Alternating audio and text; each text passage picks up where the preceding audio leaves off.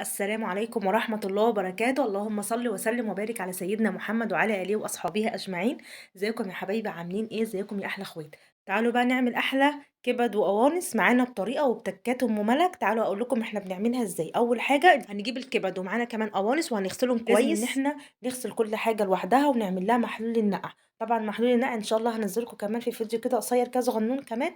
وكمان هقول لكم بناخدي أول حاجة تاخدي القناصة لوحدها وعلى حبة الزيت كده تشوحيهم كويس، وبعدين تضيفي عليهم حبة فلفل أسمر. وبعدين بعد ما تشوحيهم تضيفي عليهم بقى بصلاية كده كبيرة، بصل مفروم ناعم. البصل يدبل شوية انزلي بيه طماطميتين وبعدين كمون وبعدين الكبدة. انزلي بقى بالفلفل أسمر ومعانا كمان ملح، وقلبي كل الحاجات دي كلها مع بعضها وتسيبي الكبدة. وأول ما تحطي الكبدة ما تقلبيش فيها كتير، تمام؟ دي كمان تركية. وبعدين كام فص توم كده وتشوحيهم كده وتكوني مقطعاهم زي ما انت ما شايفة كده بالظبط. وتكوني مجهزة فلفل رومي أو فلفل حار زي ما انت حابة.